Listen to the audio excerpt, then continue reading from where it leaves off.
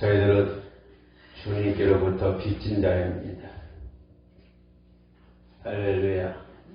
빚진 자. 빚을 졌으면은 빚을 갚아야 돼요. 빚 져놓고 빚 안 갚으면 어떻게 하자는 거예요? 온 인류는, 모든 사람들은 주님께로부터 빚진 자예요.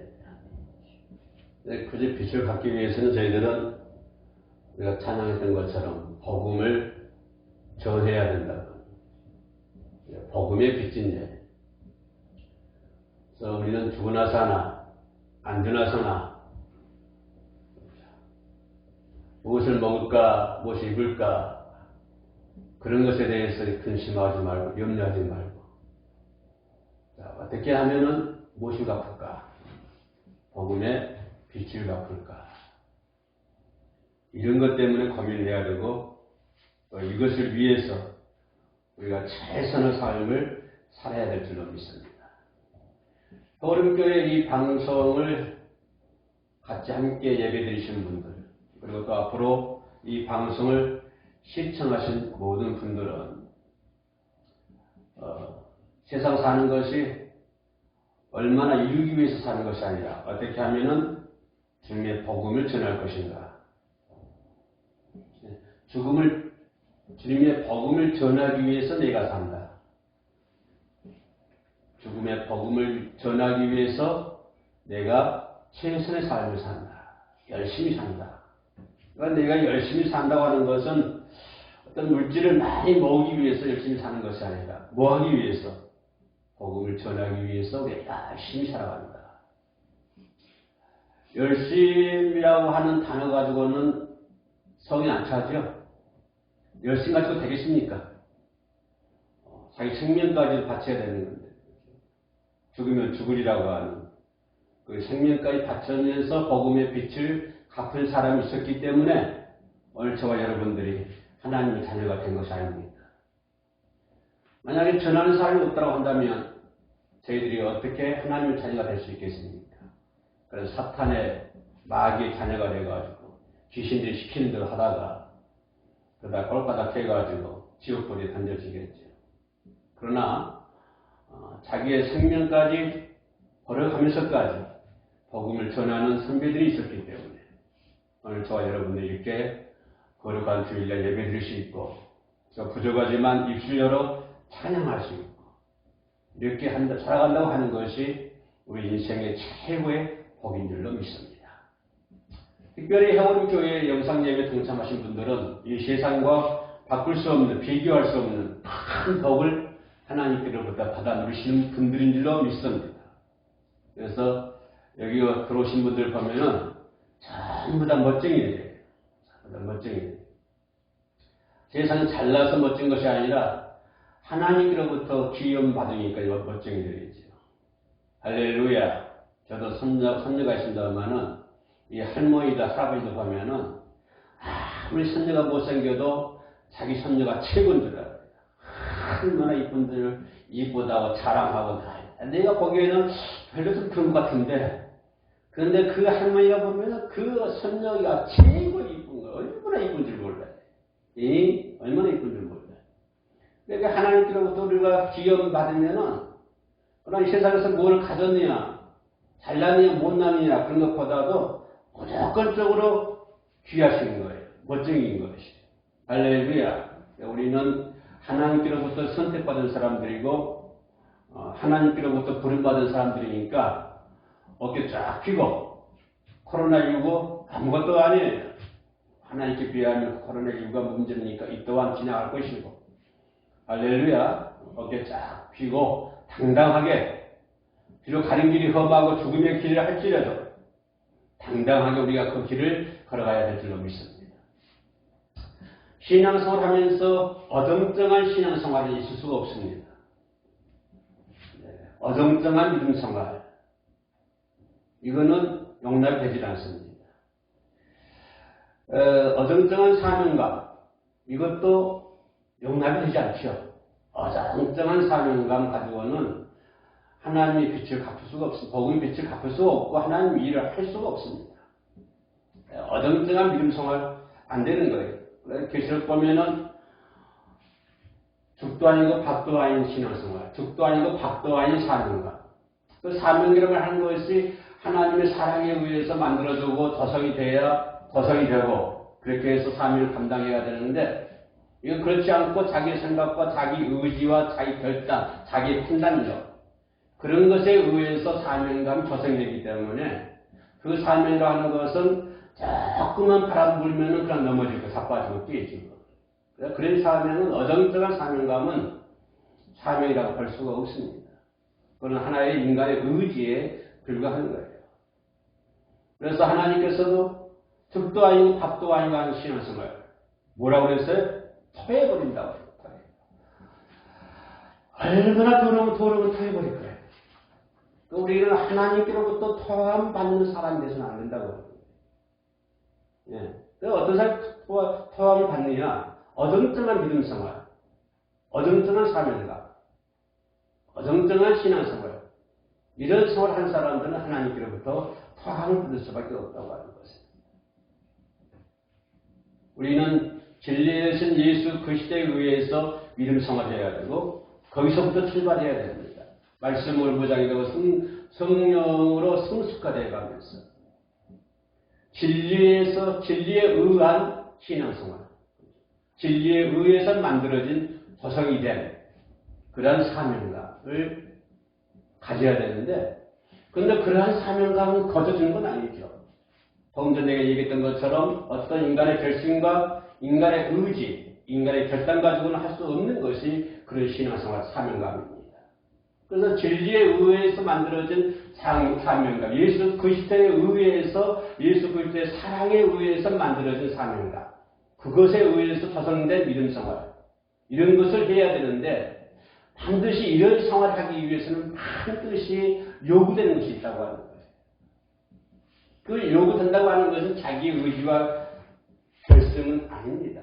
항상 그 진리에 의해서 만들어진 사명감은 대가를 요구하는 거예요. 대가.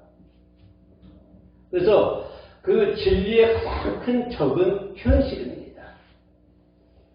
우리가 진리에 의해서 만들어진 믿음 생활, 사명 생활을 해야 되는데 그것은 곧 어떠한 대가를 요구하는 것이고 그 대가를 요구하는 것에 의한 우리가 답을 해야 되는데 그것에 의해서 우리는 반응을 해야 되는데 그 반응하고 답을 하는 것에 대해서 가장 무서운 적이 뭐냐면 뭘까요? 현실이라고 하는 것입니다. 환경이라고 하는 거예요. 그러니까 진리에 의해서 만들어진 믿음의 상황은 대가를 요구해야 되는 것이고 그 대가의 가장 적은 그 대가를 지불하는 데에서 가장 방해물이 뭐냐면요. 현실이라고 하는 것입니다. 그래서 이 현실이라고 하는 것은 우리 성도들 앞에 가장 각색의 모습으로 진리의 길을 나가버리는 거예요.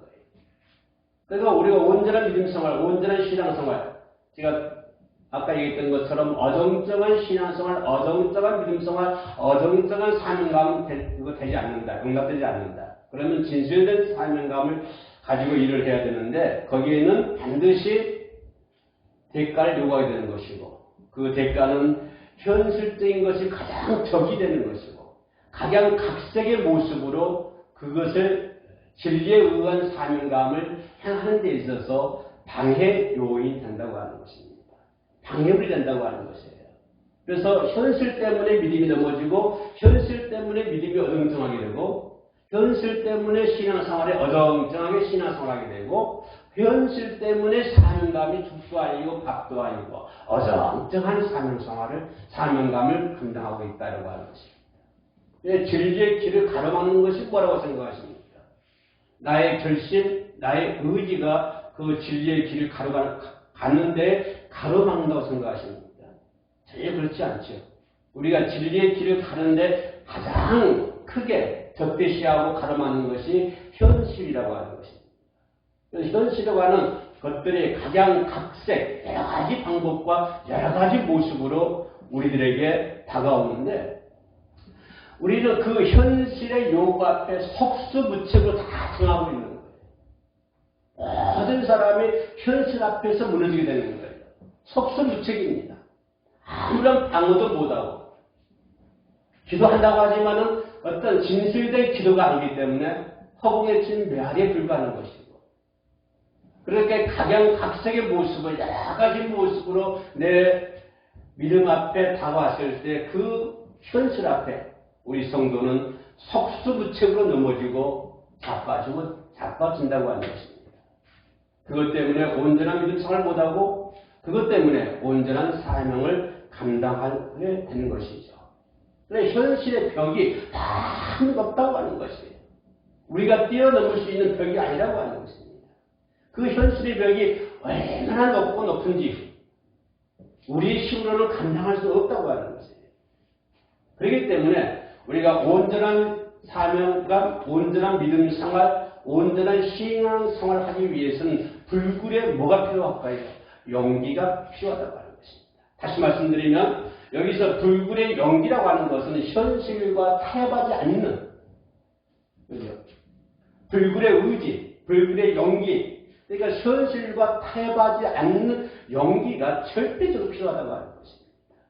그러니까 현실과 타협하지 않는 자만이 온전한 믿음 생활을 할 수 있다고 하는 것입니다. 현실과 타협하지 않는 용기 있는 자만이 온전한 사명감을 감당할 수 있다고 하는 것입니다. 그런데 우리는 어떻습니까? 우리 앞에 다가오는 그 현실이라는 바다 파도에 의해서 우리는 속수무책 넘어지고 있지 않습니까? 어떤 인간의 의지가 있고 인간의 결단이 있지만 그걸 가지고 그 얄팍한 의지, 얄팍한 결단력, 그거 가지고 어떻게 해보려 하지만 그러나 현실 벽 앞에 그건 꼼짝 못하고 힘 한 번 써보지 못하고 넘어지는 것이 오늘의 현실입니다. 그래서 진리의 길, 예수님이 가는 길은, 예수님의 길은 반드시 용기가 필요하다고 하는 것입니다. 현실과 타협하지 않는 용기. 그런 용기를 가진 그리스도인들이 얼마나 되겠습니까? 내 주변에 한번 살펴보세요. 우리 한국 교회의 모습을 살펴보세요. 현실과 타협하지 않는 그런 용기 있는 그리스도인들이 과연 얼마나 되겠습니까? 특별히 한국 교회 지도자들, 불굴의 용기, 그런 가지신 분, 세상과 타협하지 않는 사람들, 세상의 현실과 타협하지 않는 용기를 가진 사람들이 과연 얼마나 되겠습니까? 그렇다고 한다면 거의 모든 사람들이 현실 속에 현실의 벽을 넘지 못하고 현실 앞에 속수무책으로 당하면서 어정쩡한 믿음 생활, 어정쩡한 신앙 생활, 어정쩡한 사명을 우리가 감당하고 있다고 하는 것입니다. 이런 것들 모두가 하나님이 토해 버리는 것입니다. 요즘 온 세상의 현대 문명이 얼마나 발달이 됐습니까? 달나라를 가고 별나라를 가고 정말로 그 누가 얘기했던 것처럼 어떻게 키가 2m도 안 되는 사람들이 수십 층 높은 빌딩을 지을 수 있냐? 기가 막히다. 참 대단합니다. 대단해요. 그걸 설계를 해가지고 짓는다고 하면 대단하죠. 그것뿐입니까? 우주 공간에 로켓을 쏘지 않습니까? 얼마나 대단합니까? 이 현대 문명이 이렇게 발달했다고 하는 것입니다. 그러나 이런 현대 문명이 발달해 가고 현대 삶 속에서 그런 모든 것들을 포기하고 자기를 부인해 가면서 성경이 요구하는 그러한 현실과 타협하지 않는 믿음 생활을 한다고 하는 것이 얼마나 힘이 들고 있습니다. 옛날 같지 않고 과학이 얼마나 발달됐습니까? 여러분 살기 좋은 세상이 얼마나 됐습니까? 이런 시대에 그 다음 모든 삶을 포기해버리고 그 다음 문명의 혜택을 거절하고 그 다음 모든 삶을 포기하고 자기를 부인하라고 하는 성경의 요구, 그게 성경의 요구들에게 요구하는 거 아닙니까? 자기를 부인하라고 하지 않습니까? 이게 엄청난 과학 문명 발달 앞에 자기를 부인하고 자기의 삶을 포기하고 그런 성경의 요구에 순응한 사람들이, 불굴의 용기를 가진 사람들이 얼마나 되겠습니까? 사도 바울은 그러한 모든 것들을 배설물로 여기지 않았습니까?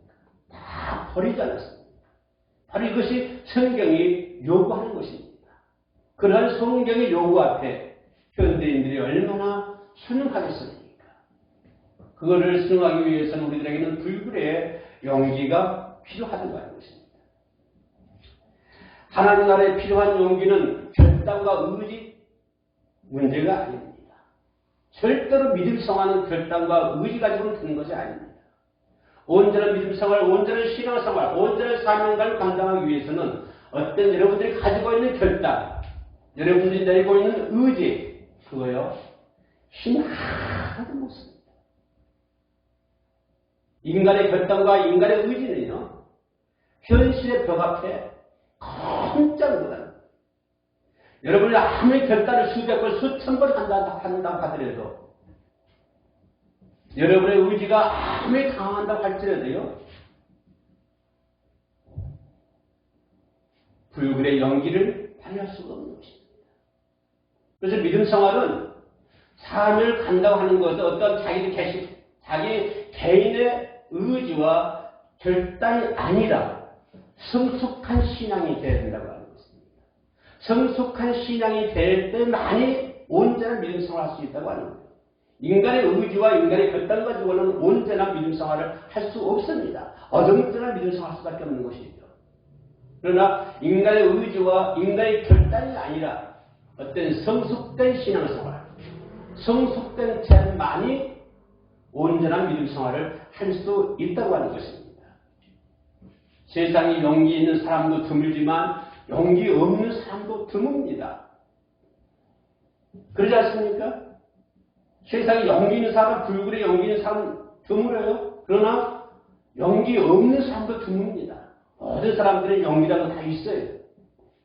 그러나 제가 말씀드리는 것은 인간의 용기로는 갈 수 없다고 하는 것입니다.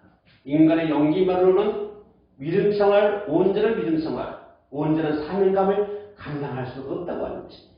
우리는 그 얄팍한 인간의 용기 가지고 하나님의 일을 하려고 착각하고 있습니다. 인간이 가지고 있는 얄팍한 의지, 내가 가지고 있는 얄팍한 결단력, 내가 소유하고 있는 그 얄팍한 용기, 우리는 그것 가지고 신앙생활을 하려고 생각을 합니다. 그것 가지고 사명을 감당하려고 생각합니다. 그러나 절대 그것 가지고는 아무것도 이룰 수가 없습니다. 작은 바람만 불어도 넘어져 버립니다. 그렇기 때문에 우리는 그런 것이 아니라 성숙된, 성숙화되어가는 신앙생활이 필요하다고 하는 것입니다. 인간의 용기로는 진리의 길을 갈 수가 없는 것입니다. 복음에 투신하고, 복음에 투신해야 됩니다. 그리고 하나님의 사랑에 투신해야 됩니다. 하나님의 정의에 투신해야 됩니다. 투신한다고 하는 것은 나를 던진다고 하는 것입니다.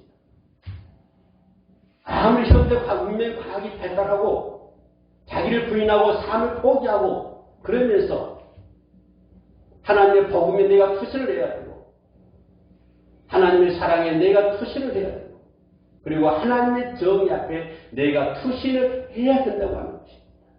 내가 투신을 할 때만에 그 사람이 성숙화되어 가는 것이지 자기는 아무것도 투신도 하지 않고서 내가 자기가 가지고 있는 의지와 결단만으로 믿음의 생활을 해야 한다고 하는 것은 이건 어불성설입니다. 그것 가지고는 하나님의 일을 할 수가 없다고 하는 것입니다. 그 좋은 예가 현실적으로 보여주는 사람이 뭡니까? 바로 베드로로 가는 사람입니다. 베드로가 얼마나 용기 있는 사람입니까? 베드로가 얼마나 결단력 있는 사람입니까? 가이사랴 빌립보에서 예수님께서 최초로 제자들에게 얘기합니다. 내가 이제 제자들아, 내가 이제 잡히고 십자가에 매달고 죽음을 당할 것이고 3일 만에 부활할 것이다. 이렇게 얘기했더니 용기 있는 베드로가 뭐를 합니까? 다른 제자들은 아무 말도 안 하는데 베드로가 얘기를 합니다. 마태복음 16장 22절 말씀이죠. 뭐라고 합니까? 그리 마옵소서. 그리하지 마옵소서. 이때 베드로는 제가 말하는 성숙함이 전혀 없는 것입니다. 하나님의 복음에 투신하고 하나님의 정의에 투신하고 하나님의 사랑에 투신하고 그런 성숙화되어 가는 그러한 믿음이 아니라 자기가 가지고 있는 의지, 베드로 자신이 가지고 있는 의지, 자신이 가지고 있는 결단력, 자신이 가지고 있는 용기, 그것 가지고 예수님께서 하신 말씀에 제목을 거는 것이죠. 그리 마옵소서. 용기 있는 사람 아닙니까? 옳지 않은 것을 보고 그대로 넘어가지 않는 사람이죠. 베드로가. 어떻습니까? 예수님께서 십자가 잡히는 전날 밤에 뭐지요? 현장에서 용감하게 그 군사의 몸에서 귀를 잘라버리지 않습니까? 얼마나 용기 있는 사람입니다. 얼마나 의지 있는 사람입니다. 얼마나 결단력 있는 사람입니다. 우리는 이 결단력, 이 베드로가 가지고 있던 그것 가지고 우리가 믿음 생활을 하려고 하는 거예요. 그러나 그것은 현실 앞에 어떻습니까? 베드로가 넘어지지 않습니다. 얼마나 베드로가 예수 그리스도를 부인하고 또 눈물을 흘리면서 그렇게 예수님의 사랑에, 그렇게 우여곡절 끝에 베드로는 하나님의 사랑에 물들어가는 거예요. 예수님의 사랑에 물들어가는 거예요. 그래가지고 우여곡절 끝에 베드로는 용기를 가진 주님의 제자로 우뚝 서지 않습니까? 처음에 가졌던 자기가 가지고 있는 의지 결단을 전부 버려버리고 그것 가지고는 할 수 있는 게 무엇입니까? 예수를 부인하는 것밖에 더 됐습니까? 그것 가지고는 예수가 십자가에 달리실 때 고향으로 매콤하지 않습니까? 그래 인간의 의지라고 하는 것은 그것밖에 안 된다고 하는 거예요. 그러나 베드로가 우여곡절 끝에 예수님에 의한 예수님의 사랑에 의해서 성숙화되어 가지 않습니까? 그래서 자기가 가지고 있던 의지, 자기가 가지고 있던 결단을 전부 버려버립니다. 다 버리고 이제 하나님에 의해서 예수 그리스도에 의해서 성숙화되어 가는 그러한 믿음을 가지고 그러한 신앙생활을 하면서 예수님의 주님의 제자로 우뚝 서지 않습니까? 이 베드로의 용기는 하나님의 사랑에 의해서 비롯된 용기입니다. 그래서 온전한 믿음 생활을 하기 위해서는 뭐합니까? 하나님의 말씀에 의해서 성숙화되어 가야 된다고 하는 것입니다. 하나님의 사랑에 의해서 성숙화되어 가야 된다고 하는 것입니다. 그렇게 성숙화되어 갈 때만이 우리가 온전한 믿음 생활을 할 수 있고 온전한 사명을 감당할 수 있다고 하는 것입니다. 그리스도에게 필요한 용기는 반드시 영적으로 성숙화되어야 될 줄로 믿습니다. 오늘 성경 보면은 35절에 이를 본 자가 증언하였으니 이를 본 자가 누굽니까? 바로 사도 요한을 얘기합니다. 성경에는 열심히 붙잡히던 때에 제자들이 다 도망했다라고 마태복음 26장 56절에서 말씀해 주고 있습니다. 예수님이 십자가에 잡히니까 전부 도망가 버렸습니다. 아마 본문을 기록했던 사도 요한도 도망갔을 것입니다. 그런데 이상하게도 요한은 본문 앞뒤로 요한복음 19장 전체를 보면 앞뒤로 예수님이 십자가에서 흘린 피, 물 쏟으시는 장면까지 그분의 죽으시던 순간까지 아주 자세하게 필처럼 남기고 있어요. 어떻게 도망간 사람이 그걸 자세히 남길 수 있습니까? 한번 생각해 봅시다. 마태복음 보면은 마태복음 26장에서는 제자들이 다 도망갔다고 그랬습니다. 그런데 요한복음 19장 보면은 예수님이 숨진 모습을 요한복음 19장 35절 앞과 뒤를 살펴보면 예수님이 숨쉬는 고동소리, 물피 흘리는 소리, 숨쉬는 소리, 죽는 장면까지 상세하게 기록이 되어 있습니다. 그러면 요한이 어떻게 기록할 수 있었을까요? 요한은 그 자리에 있었다고 하는 것입니다. 다시 말씀드리면 상세하게 기록이 되어 있지 않습니다만은 이 본문을 기록한 것 보면 요한이 도망갔다가 어떻게 할까요? 다시 십자가 앞에 내려왔다고 하는 것입니다. 다른 사람들은 예수가 십자가 죽으신 거 보고 전부 다 내려서 내려오는데 그 내려오는 사람이 그 길을 헤쳐가면서 올라가는 사람이 있었다고 하는 거예요. 그게 누굽니까? 바로 사도 요한이라고 하는 것입니다. 요한은 그 십자가에 올라갔습니다. 오늘 성경은 그 십자가 아래로 돌아오는 광경에 대해서 침묵하고 있습니다. 요한이 어떻게 십자가의 현장으로 돌아왔는지에 대해서는 성경은 기록하고 있지를 않습니다. 정확하게 자세하게 기록하고 있지는 않습니다만은 요한복음 19장 본문을 중심으로 앞뒤로서 봤을 때 분명히 요한은 돌아와서 예수님의 모습을 상세하게 자세하게 기록이 되었다고 하는 것입니다. 그래서 35절을 조금 뜯어보면은 다시 읽어보면 이를 본 자가 증언하였으니 이를 본 자가 증언하였으니 예수 그리스도 돌아가신 모습을 본 사람이 증언했으니 그게 누굽니까? 사도 요한이라고 하는 거예요.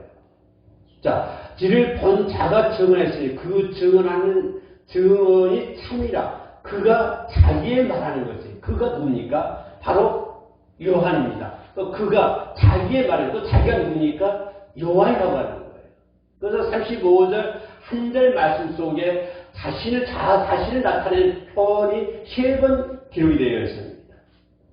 그래서 성경은 요한이 도망갔다가 돌아오는 것에 대해서는 침묵하고 있지만 기록하고 있지는 않지만 그러나 정황상으로 봤을 때 요한은 도망갔다가 다시 그 자리에 나오는 것을 볼 수가 있습니다. 요한은 그동안에 하나님 예수 그리스도가 불러주셨던 부르심 그리고 그에게 베푸신 한량없는 예수 그리스도의 사랑 그리고 그 예수 그리스도를 따라다니면서 진리를 배운 일들이 떠올랐을 것입니다. 예수를 배반하고 돌아가는 발걸음에 그런 것들이 하나의 필름처럼 요한의 머리를 휘쳐갔을 것입니다. 그런 순간에 주님을 버렸다고 하는 가책감. 그동안에 주님이 저희들에게 어떻게 해줬는데 예수님의 부르심, 예수님의 진리의 가르치심, 예수님을 따라다니면서 배웠던 일들 도망가면서도 아마 그런 것들이 요한의 머리에 필름처럼 돌아갔을 것입니다. 그러다가 그런 것에 의해서 양심의 가책이 되고 주님을 버렸다고 하는 가책감 그런 것에 대해서 후회가 그러나 예수 그리스도와 한패로 예수 그리스도의 제자들이 왜 도망갔습니까? 바로 자기를 또 죽을까봐 도망갔던 것입니다. 예수 그리스도와 한패라고 하는 것 때문에 그것 때문에 자기를 또 죽을까봐서 도망갔는데 도망가는 길에 사도 요한은 가책과 후회를 느끼면서 다시 주님께로 돌아오겠다고 하는 그러한 결단을 했던 것이죠. 그래서 많은 사람들이 십자가 걸고다 언덕을 내려올 때 그 내려오는 길을 헤쳐가면서 십자가를 향했던 요한의 모습을 우리가 볼 수가 있습니다. 주님 곁에 있는 마리아와 몇 명의 여인이 눈물을 흘리면서 예수 그리스도의 임종을 기다리고 있었죠. 주님을 배신한 요한은 주님 앞에서 아무런 말도 못했을 것입니다. 지금 예수님은 아마 정신이 혼미해졌을 것입니다. 그 임종을 바라봤던 마리아 몇몇 여인들이 예수님의 죽음을 맞이하고 있었을 것입니다. 그런데 그 자리에 그 순간에 요한도 그 자리에 있었다고 하는 거예요. 아마 요한의 눈과 예수 그리스도의 눈이 마주쳤을 것입니다. 요한은 가책에 눈물을 흘렸겠어요. 얼마나 마음이 아팠겠습니까? 저런 예수를 내가 부인하고 저런 예수를 배신하고 내가 도망갔다고 하는 그런 가책 때문에 그는 예수의 눈을 똑바로 아마 쳐다보지는 못했을 것입니다. 그런 요한 앞에 주님은 뜻하지 한 말씀 하십니다. 요한의 그 무거웠던 마음을 달래주는 그런 예수 그리스도의 한 말씀. 그리고 그 자책감, 죄책감과 자책감이 쌓여있는 그 요한의 마음을 편하게 만들어주었던 예수 그리스도의 말. 십자가 위에서 뭐라고 합니까? 요한복음 19장 27절입니다. 보라 내 어머니라. 그 전에 19장 26절에서 얘기합니다. 주님은 말씀하십니다. 요한은 주님 앞에서 아무런 말씀도 못하고 있는데 그냥 거기만 쉬고 있는데 그냥 눈물만 흘리고 있는데 그런 요한을 두고 주님은 말씀하십니다. 요한복음 19장 26절에서 뭐라고 말씀하십니까? 자, 26절 봅니다. 예수께서 자기의 어머니와 사랑하시는 제자가 곁에 서 있는 것을 보시고 사랑하는 제자가 누굽니까? 바로 요한이죠. 살아있는 사랑하는 제자가 곁에 있는 것을 보시고 자기 어머니께 말씀하시되 여자여 보소서 아들입니다.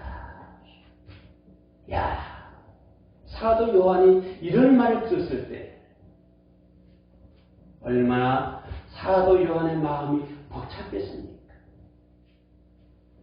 또 그러시면서 하시는 말씀이 19장 27절 말씀입니다. 같이 읽어봅니다. 시작. 또 그 제자에게 이르시되 보라 내 어머니. 이 제자 누굽니까? 바로 요한이죠.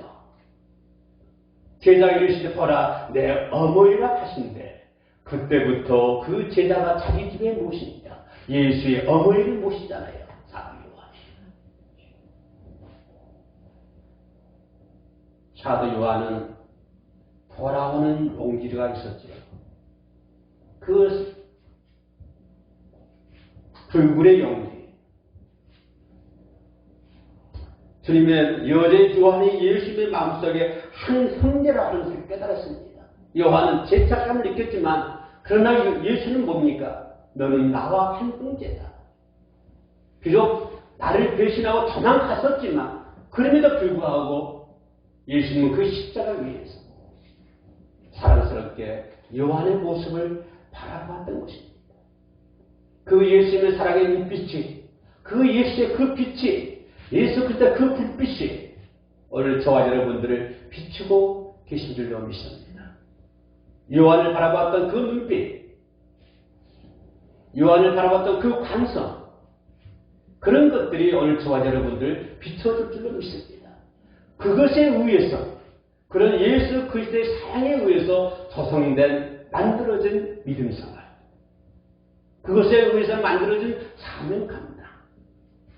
오로지 이것만이 진실이라고 하는 것입니다. 우리는 다 양 같아서 주님을 버리고 도망간 사람입니다. 우리는 다 양 같아서 모든 사람들은 전부 다 예수 곁에서 도망갔던 사람들입니다. 양 같아서. 그렇게 예수께서 가르치시고 인도하시고 사랑해 주시고 품어주시고 안아주셨지만 그러나 그 양들은 그 목자의 그 노고를 그런 공로를 잘 해보는 채 어떻게 양이 예수의 공로를 알 수 있겠습니까?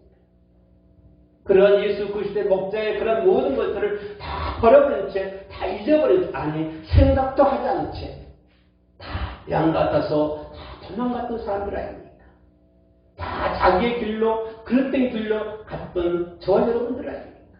그러나 세상 사람들과 다른 것이 있다 한다면 그들은 예수께로 돌아오지 않지만 저와 여러분들은 그래도 사도 요한처럼 예수께로 돌아오지 않습니다. 예수께로 돌아와서 이렇게 하나님을 찬양하고 하나님께 기도하고 하나님께 예배하지 않습니다. 돌아온 용기를 가진 자들이요. 불굴의 사랑에 하나님의 사랑에 투신하고 하나님의 정의 앞에 투신하고 복음 앞에 투신해서 예수님은 지금도 모든 사람들이 돌아오기를 바라고 있습니다.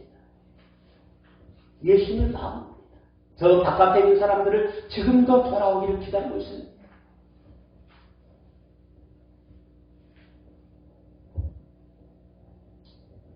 사랑하는 성도 여러분들이요, 좋으신 주님께로 돌아갑시다.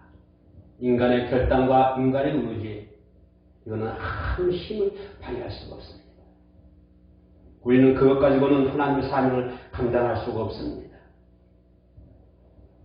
좋은 주님께로 돌아가셔서 내게 주어진 온전한 사명, 온전한 믿음 생활 이루시기를 주님의 이름으로 축복해 올리겠습니다. 기도하십니다. 하나님, 저희의 영혼이 목마릅니다. 하나님의 거룩함 앞에 나의 죄를 보게 하시고 주께 돌이키는 저희들이 되게 하여 주옵소서. 예수님의 이름으로 기도드립니다. 아멘.